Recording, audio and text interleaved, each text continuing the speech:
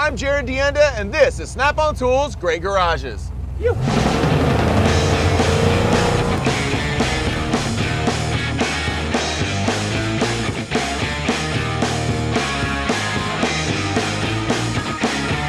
We're here in Newbury Park, California, just north of Los Angeles, to check out a shop that built some well-prepared trucks to battle the deserts, the dunes, and the roads of California. This is Kibbetech.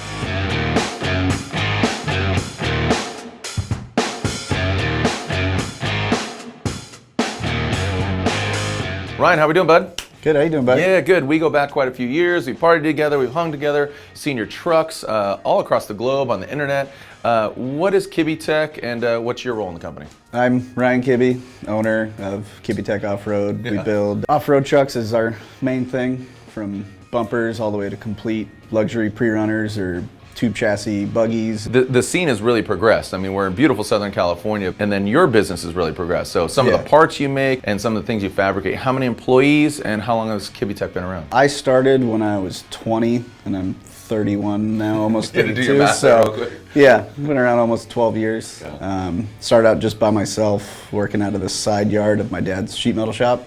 So I was like building complete trucks outside under an easy up, just all day. Now we're here in a 6,500 square foot building, and I got 8 employees. You're building some top-notch builds. Who are some of your clients and some of your customers, or some of your projects that are going on? We're building a lot of trucks for a lot of different people right now. We got, some guys that just live in Malibu, they're surfing, and we're building them, really nice trucks. And, we did some work for Jesse James on one of his pre-runner F-150s, and Pat O'Keefe, the owner of Safecraft, and a lot of different things for a lot of different people. 10 years in the game, 10 years plus. Why Snap-on tools for you and for your technician? The first ever nice tool I ever bought was off a Snap-on truck, and I don't want to have crappy tools. The same thing from hand tools to our big heavy fabrication tools. I want all the good stuff so we don't ever have any issues like stuff breaking and got to replace it or something. Most of the stuff we do is like fabrication stuff, so I don't need too many mechanic style tools, but a lot of the stuff that I need every day, I have it now. Just walking through the garage, a very diverse amount of builds. The Chevys are very popular, but you have almost every manufacturer back there. People don't realize that we actually work on everything. But I think the Chevys are just the most popular. I mean, a few magazine covers and they're all Chevys. People just see that, and then they see me ripping the Chevys around the most, which, they're my personal favorites. You're a flat biller, you got tattoos. You're very Southern California looking. What would you say to a young, aspiring technician to kind of get in this business? Because there are competitors out there, but it seems like you are doing something right in order to grow your business. Just start out young and just don't even think twice about it and just do it. I built my first front suspension kit on my daily driver when I was 16. I had no clue what I was doing, but I thought I did, and then it worked, and it never broke. I went from dirt bikes to trucks, and I was like, trucks are fun to drive in the dirt, so started doing that and just kind of progressed from there, and here we are. Your trucks speak for themselves, so without further ado, can we check out these projects, meet some of your technicians, and check out the shop? Yeah, let's do it. All right. Come on, Bailey. Bailey, come on.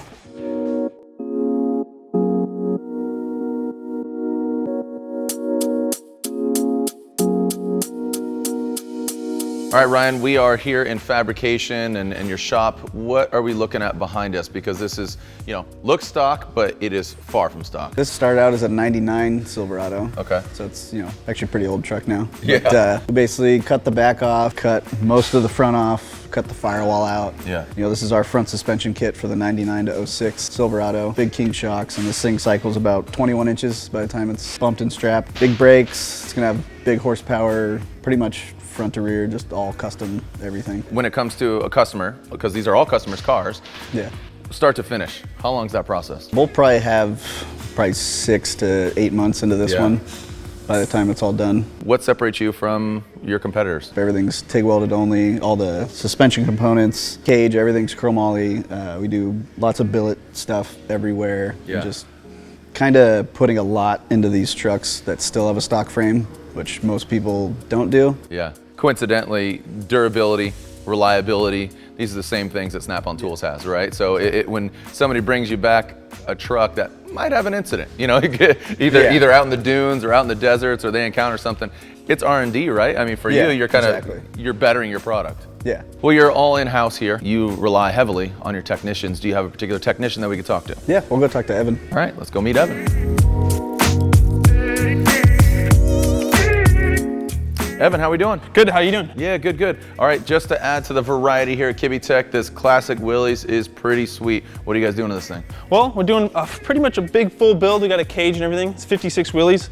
It's a mild rock crawler. It's not super extreme. Yeah. Obviously, you can tell by the axles, a little bit smaller and everything. But it's clearly capable, and yeah, we're having fun doing something different. Cool, and how long you been here at Kibbetech? Almost a year now. Okay, and how long have you been a technician or in this world? About 3 years. Okay. So not super long, but enough time to know what I'm doing. All right, but speaking of knowing what you're doing, you knew we were gonna come. To be quite honest, pry bar isn't the first tool of choice or favorite tool, but why snap onto a pry bar? Well, unfortunately, I've had a lot of experiences in the past them snapping in my face, and I have no fears whatsoever with this one. It's a quality-made American product. Yeah. Just no questions. All right, anything on the kind of the wish list? You're a fairly new technician. What's kind of, you know, when you add to your bevy of snap-on tools, what's the next thing you really want? Dude, always more sockets. You can always have more sockets. There's always different styles, lengths, everything you can think of. Yeah. And aside from that, I mean, we're gonna go with wrenches too, mechanic stuff. Yeah, that's where it's at. I mean, for me, I'm looking for that kind of stuff. How cool is it to work at a shop like this one? Oh, I love it. I mean, that's why I came here to work here. I was in the studio industry, didn't like the work they were doing. Came here to actually do some high quality work, and I'm actually doing it, and I love it. Cool. Well, thank you for your time. Hey, and thank you. Thank you for all your work, man. Appreciate it, man.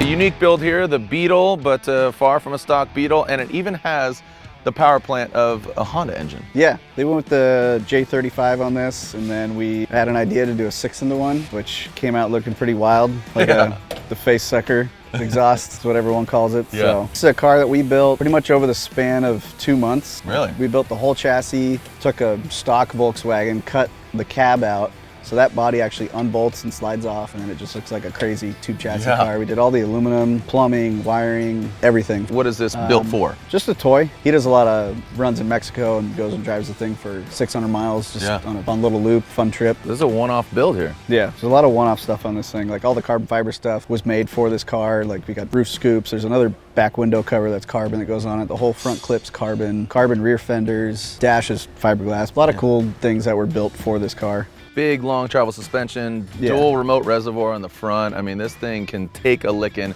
and keep going. All right, let's talk numbers. I want to build a V6 Honda Beetle. What kind of money are we talking here? Start to finish, if you were to build a car just like this from scratch, Yeah. I would say easily 100 grand. Okay. All right, I think that's fairly reasonable. Let's take a look at some more builds as well as, can we talk to another one of your technicians? Anybody you recommend?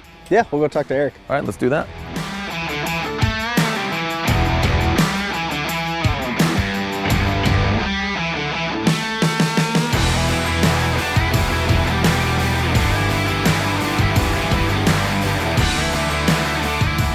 Eric, how we doing, bud? Good, man. How are you? Yeah, good. So you're a technician here at Kibbetech, and am. from what I understand, you're more on the electrical side. Yes. You've been here for just a short time, but how long have you been a technician or in this world? In the automotive world, I think I'm coming up on 19 years. Wow. Yeah, I've been doing this since I was a little guy. And is it a family tradition? Yes. Or how, Yeah, really? my dad's had shop. My grandfather was an aircraft mechanic. Yeah, I was born with a wrench in my hand. Ideally, a snap-on wrench in your hand. Of course, right? Okay, that of makes course. sense. So Eric, we're looking at this vehicle, bright red, and you cannot deny the massive blower. What's going on here? Because we're nearing completion here. Yeah, I mean, it is what it is. It's a blown big block Chevy. Right now, yeah, we're wrapping up the electrical on this thing and some of the final assembly, get this thing ready to run. I mean, dude, this thing's gnarly. Yeah. This thing's, I mean, there's not much you can say about it. You just got to Right. look at it, try to take it all in. for lack of a better term, it is kind of obnoxious. Dude, and it's bright over the top. red, it's polished, and Yeah. it's loud. And this is quite a contrast from what Kibbetech is normally building. You said this thing's going to be running by next week. Yeah, that's the plan. Next week, man, this thing should be ready to fire, make some noise, and hopefully do some burners. So you already got it prepped. I see it right here. Oh, yeah. This is one of your favorite snap-on tools? It is actually. I mean, What is it? It's the snap-on rethed kit, man. When you're doing assembly, especially when you're dealing with brand new painted parts, coated parts,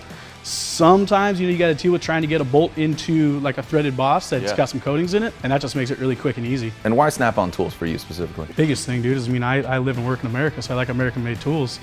So I mean, there it is right there. Man. You know what I mean, man? Man, I salute you. I salute you. Right on. That's what you gotta do. They're great quality tools, and they usually have just about everything you need. Cool. So why not? Simple choice. I'll let you get back to work. Thank you so much Cool, for your man. time and, Yeah, and thank all you you. do here at Kibbe. Yeah. Well, Ryan, you are not only owner, operator, you're technician, and you have one stack. This is your personal box. It is stacked, man. What's one of your favorite tools that you utilize on the regular? Probably this guy. Why is that crucial in your line of work and in your shop? Well, I have a bunch of these in the air tool version, but you know, when you're doing something quick and you just pop the battery in and just go do it. And for welding or just grinding something out of the way, or just really like this tool. What's the next tool you really kind of been eyeballing? Thinking about maybe a new box. Really? Just thinking about it, yeah. Yeah, I gotta admit, it is stacked to the brim. You open every drawer, it's stacked. Yeah. What are you looking for in your next box purchase, your next storage? Just a big box. With More workspace, yeah. but also more drawers. The one with the charging station and all that for all my power tools, and Cool. a little more organized and a little more sleek. Yeah, all right. So next time. In the classic red. In the classic red? Yep. You got to go that, just Yep. kind of steez, let everybody know. Yeah, old school. All right, I like it.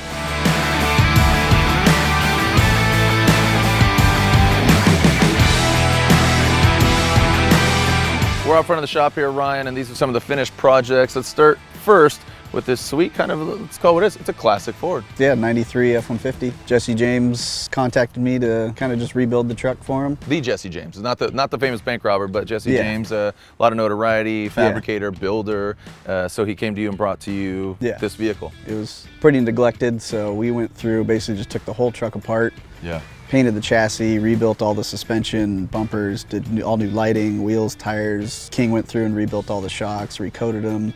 We did new exhaust, new bed cage, Line-X, had the whole thing paint corrected, put a lot of time into it, and just to kind of freshen it up for just a nice daily driver. It seems to me that you kind of have reoccurring themes, the same wheel, the same shock, the same suspension. How important is it to have loyalty and confidence in the product, such as like Snap-on tools? Because, you know, when you go to work on the vehicle or the truck, pridefully, you can give somebody a vehicle, it's not gonna come back. So I don't want to give anyone something that I wouldn't run on my personal truck. The same thing with, you know, my tools. So a cool project for a notable name, Jesse James, kind of a classic, you know, 90s Ford, but then something modern like this. What's the story behind this truck? This started out as our engine builder's truck. I built it for him maybe 5 years ago, and then I ended up buying it from him after that. I had it for a couple years, probably how we met. You probably saw me ripping this thing around. And then I sold it to a guy in Texas, and then we ended up rebuilding the whole truck for him. I never met him. He was like a hot rod guy. He never used the truck. He like backed it into a pole once, and that was about it. And then Pat from Safecraft bought it. And here it is now. Cool, and this car has a nickname. Yeah, the infamous corporate cruiser. The corporate cruiser. Why would it be deemed that? It looks kind of far from corporate, right?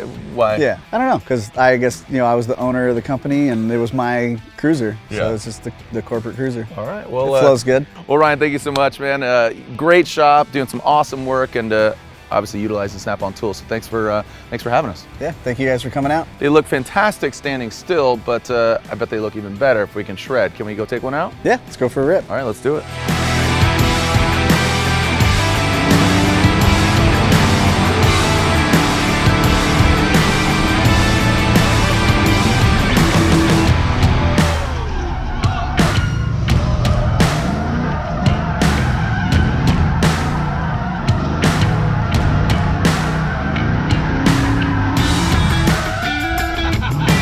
Thanks for watching this episode of Snap-on Tools Great Garages. Be sure to like, share, and comment below if there's a great garage you'd like us to feature.